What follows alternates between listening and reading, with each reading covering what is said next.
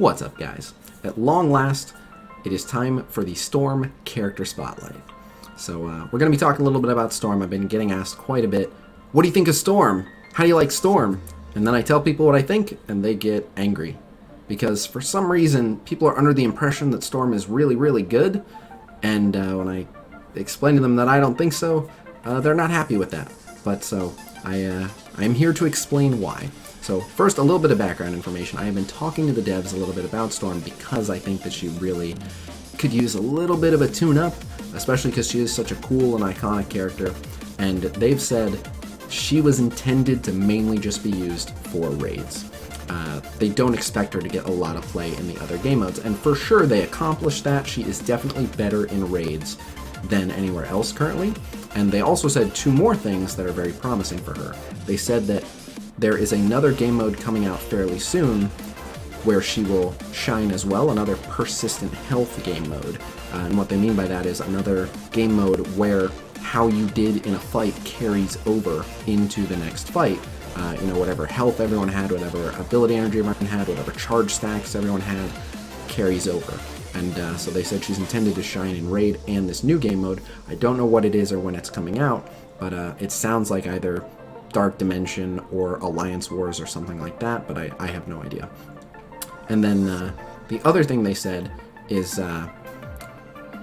they are happy with where she's at currently, just being usable in Raid and not too much elsewhere. But they said that they might improve her kit to, for example, give her charge stacks on counters and assists if she's not popular enough. But they said that one of the reasons they're not doing that yet is because there are future synergies that they have planned that will benefit her. So kind of bear that in mind. It makes sense that Storm is not that good right now because she's designed with an unreleased game mode in mind. She's designed with synergies from characters that we haven't even seen or heard about yet in mind.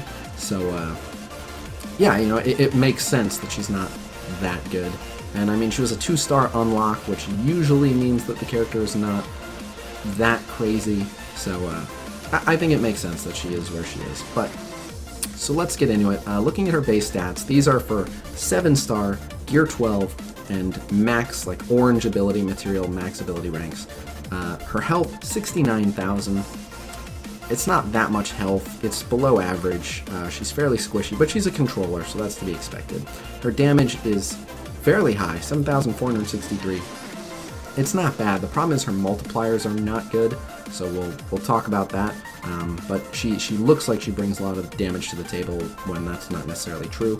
Her armor is very low, so again, she's fairly squishy. She's not a full-on glass cannon, kind of like Rocket, but she's close. She's in that territory. And again, it makes sense because she's a controller, but in terms of what she brings to the table compared to other controllers, I don't think she delivers on that front, but we'll get into that. Her focus is a little bit higher than average, and her resistance is a little bit lower than average, and her speed is good. 117 speed is not bad. But so let's look at her tags here. She's got Hero, Global, Mutant, Controller, and X-Men, and those tags, I don't really hold tags against the character, but they don't do that much for her. There aren't any good global synergies. Outside of like Miss Marvel, there aren't any really good hero synergies, like maybe Luke Cage, but nothing really. Cable has the only mutant synergy, which I think is just like a counter stack or something, so it's not great. And then she's currently the only one really bringing X-Men or X-Force synergies to the table. So that is, her tags just aren't doing that much for her, but that's a minor thing. So let's get into the kit. And before we get into the kit, by the way, I want to mention one of the things that makes people misunderstand what a character is worth, you have to look at what are they bringing to a team. A lot of people make the mistake of thinking, well, I gave Storm one of the spots on my really good team, and it was fine. They were kicking ass. I used her special or I used her ultimate, and everything went fine. I don't see what your problem is with her. But you have to look at what is she bringing to the table. So, for example, I had someone message me earlier, and literally they were like, "You're embarrassing yourself. You had no credibility before, but now, pff, Storm is so good. I brought her in with Kingpin and Crossbones and Vision and Yondu, and that team is crushing it in Tier 8 of Blitz. And my response was, yeah. You can put Ronin in that 5th spot. If you're running Kingpin and Crossbones and Vision and Yondu, that team is just good to go. You can literally put anyone in that final spot. You're bringing team-wide offense up, team-wide defense up, which synergizes with the Crossbones explosion. Yondu has summons, he steals buffs, he has a giant AoE. There's 3 AoEs on that team. Forgetting Storm, there's the Yondu AoE, the Vision AoE, the Crossbones AoE. Vision is buff removing and ability blocking and offense downing. Crossbones is offense downing. Like, that team is set. So, just because you have Storm on a team and the team is doing okay, doesn't mean that Storm is pulling her weight on that team. So try to keep that in mind. But anyway, so getting into Storm, let's start with her passive, because her passive is very deceptive. I see a lot of people, when I start talking about Storm, they go, well, right off the bat, her passive is awesome. Maybe one day. So her passive looks good. When you first read it, it seems very good. But if you look a little bit further, it actually forces you to build a bad team to really make use of it. So first things first, on turn, 50% chance to apply speed up to X-Men and X-Force allies. That's not terrible. It only happens about half the time, but that's not bad for speed up. And then 50% chance to grant an assist now to self or a random X-Men or X-Force ally on each X-Men or X-Force ally's turn. So again, an assist is nice. It's only about half the time, but here's what I say when I say let's dig a little deeper. Here's what I mean, rather. To really make use of this passive, the team you're running is Storm, Wolverine, Deadpool, Cable, and a Mystery 5th. Does not matter who that Mystery 5th is, that team is terrible. That's all the X-Men and X-Force currently in the entire game, and it's 4 damage dealers. Technically, Storm is a little bit of a controller because she can slow. If you want to use her to stun, then you've got a little bit of stun. But for the most part, it's a damage dealer, a damage dealer, a damage dealer, and Storm is mostly a damage dealer. They don't have good synergy. They don't have, team-wide buffs for anyone or anything. Like, it's just not... that team is a mess. I've used them on the test server. They're not good. So, to really make use of that passive, which half the time would give out those buffs, you have to use a team that's just doomed to fail. One day, if there are really good X-Men and X-Force characters, that may be different, but for the time being, not recommended. To really make use of Storm, you want to run her with, maybe 2 other mutants, and that would be Deadpool and Cable, and that's pushing it. I personally recommend, if you're just look, I love Storm, I'm putting Storm on any team, my advice, always run her with Deadpool, and that's it. Maybe a Storm, Miss Marvel, Deadpool trio combo. But even just Storm, Deadpool, and Cable is really pushing it. You're giving up so much utility to have those damage dealers, and so I don't even trust that team that much. But so as you're making smart decisions for your team building, all of a sudden that passive is not so good. That speed up is now only applying to 3 people on your team half the time. The assists are only applying to 1 person, but it only has a chance to proc from 3 people half the time. So that's why I'm not actually that big a fan of the passive. It's not terrible. It's also only 50%, by the way, if you put orange ability materials into it. If you don't put orange ability materials into her, you're only looking at 40%. So just not that impressed. Maybe one day when there's good X-Men and X-Force. But moving on, let's talk about the basic. And again, this is assuming orange ability materials. Attack a primary target for 200% damage if charged. In addition, attack adjacent for 150%, gain 1 charged, up to 20. Here's my issue with this basic. It's not the worst basic ever, but it's not good, and the way her kit is structured, you're going to be just using her basic the entire time. Outside of 1 or 2 instances, you're pretty much just going to be using her basic. So the fact that 95% of your Storm gameplay experience is going to be that basic, we came up with a joke on the stream. I called it a shitty basic, and people thought it was hilarious because I was pointing out that when you're playing Storm, it mostly goes like this. Shitty basic. Shitty basic. Shitty basic. Shitty basic. It does not do that much damage, and people point out, oh well, it's splash damage, so it's more damage than it looks like. Yeah, but it's also less damage than it looks like, because as you're hitting multiple targets, that's not the same. Like, doing some damage to many targets is not the same as doing a lot of damage to one target, because when you spread it out, everyone's armor and defenses come into play. Anyone that has defense up comes into play, anyone that has deflect comes into play. So just based on everyone's armor, you're hitting for this low amount of damage, and then everyone's armor individually is reducing it. It just ends up not doing that much damage, and every turn that you're using Storm to do that basic, you have to think about what someone else in her spot could be doing during that turn. And most people are going to be quite a bit more productive than just Storm's basic in most instances. So I think that basic should definitely be doing more, considering that you're going to spend most of the time just using that basic. So on to the special. This is the ability that really triggers me. This ability is so bad. It's Ice Storm, it's her special, and as you can see, it requires 8 ability energy to be used. That blows my mind why it would ever cost 8 ability energy.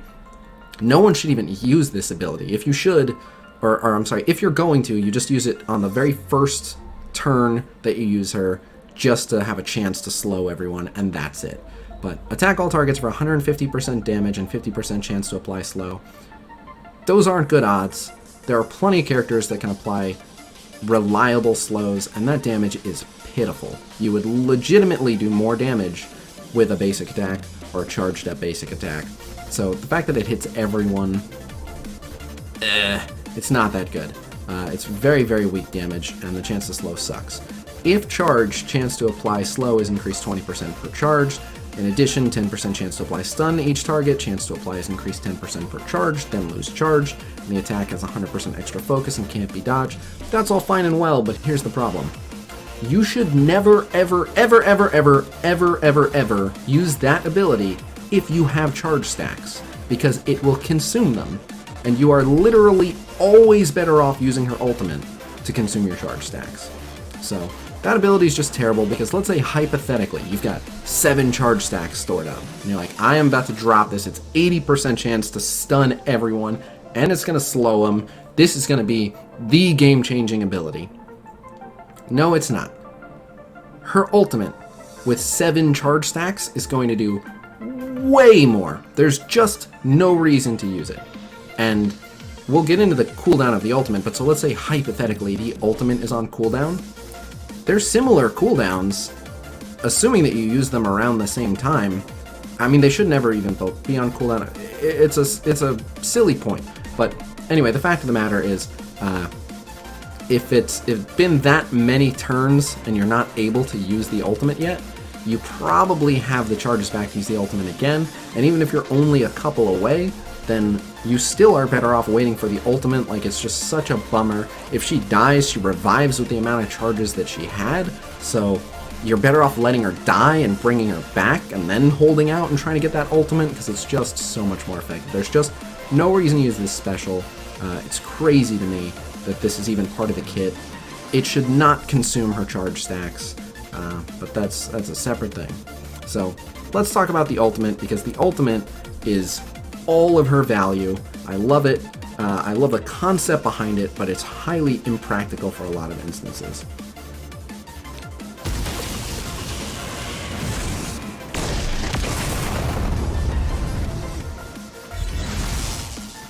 Whoa, what the Cable, can you go deal with that, please?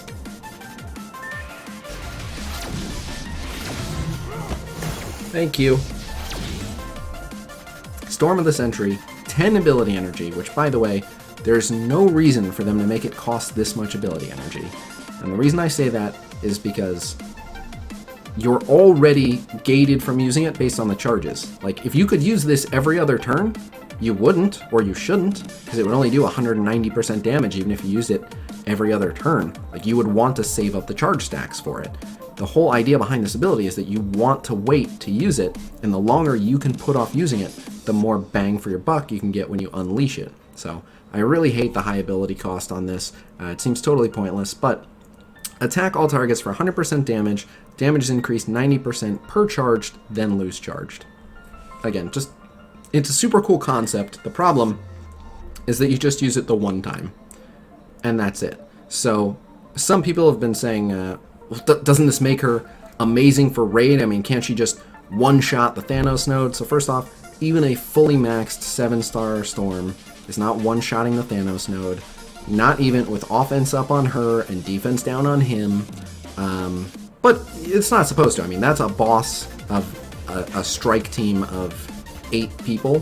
So one person shouldn't be able to just walk in and one-shot the boss when it's designed to be fought by 8 people. But it is a very, very devastating ability, especially with if you can save up 20 stacks. So specifically for the Thanos raids, where in the early nodes it's very, very easy to charge her up and she's not really threatened, you can bring several people's Storms into that final node and just smash that stage, and that's awesome. However, the fact that she does pretty good in the Thanos raid is a little bit misleading. So we group campaign and raid, and while we don't hold it against characters if there are campaigns that they can't participate in, currently most of the tough content is Cosmic and Mystic, which she can't even participate in. Nexus is the toughest content that she can participate in, and although there are some late game Nexus stages where she can store up a good ultimate and get it off and make a big difference, there are also plenty of stages where all those early turns wasted just using her basic, without just having an absolutely massive, overly powered team for that node, you don't want to bring her along. She's just not designed for that content. So we're looking at raid. She is very good for the Thanos raids. But what about the Deadpool raids? Not so much.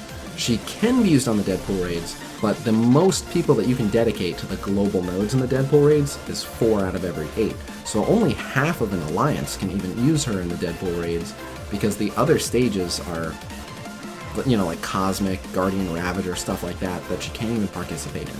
And we're talking entire lanes of these things. So she's kind of useful in the Deadpool raids, but also, you know, you can only use her on like the global hero boss nodes. So you gotta be selective about when you use her. And then finally, that brings us to the highest tier of Ultimus raid, which is the Ultimus 6 raid.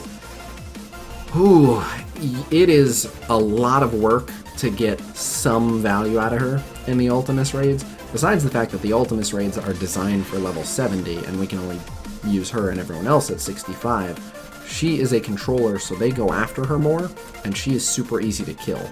And the things in the Ultimus 6 raid have plenty of AoE, and they hit hard.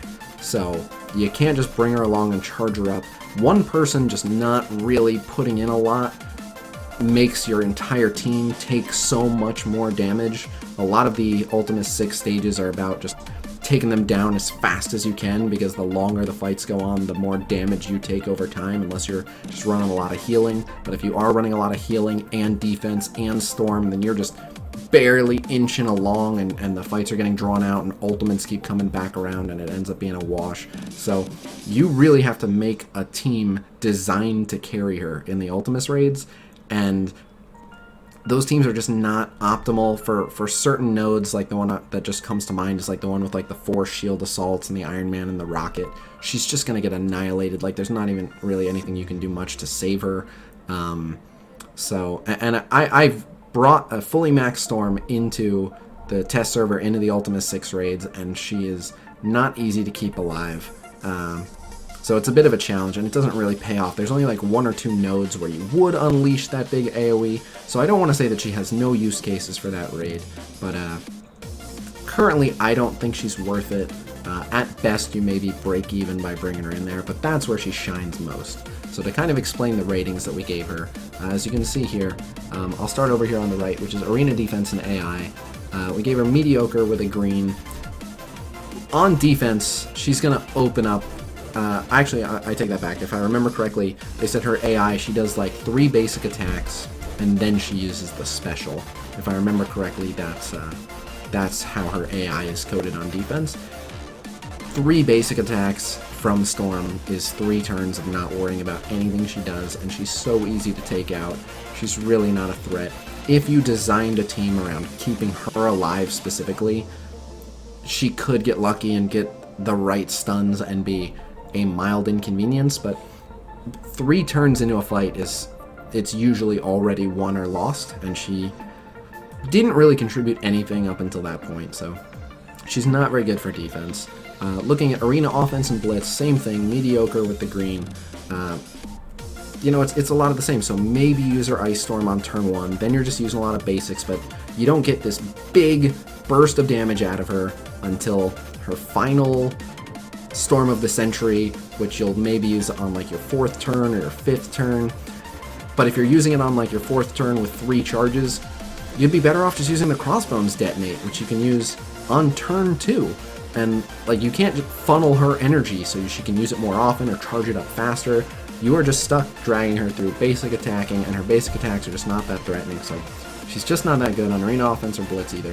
Finally though, looking at campaign and raid, I already kind of touched on this a lot, but we gave her usable, and we're gonna, starting with the next tier list, we're gonna introduce either like a double glow or a double arrow or an X2 or some kind of symbol to show that certain characters do jump all the way up to full tiers in the right circumstances. So while I would say, just as a general rule, she's only usable for campaign and raid, specifically for the Thanos raids, for example, I consider her a god tier character for the Thanos raids, but even then it's kind of misleading because it's literally node by node. So like on the Thanos node, god tier, just letting loose this giant Storm of the Century, absolutely awesome.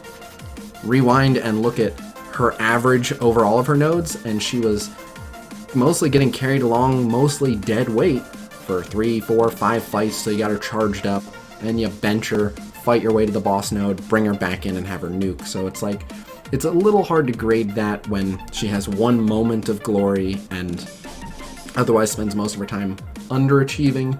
But so I hope this kind of clarified my thoughts on Storm, which is that there are a few rare instances where she has potential, most of the time not worth it, but she's designed with synergies that aren't out yet and game modes that aren't out yet where she'll really excel.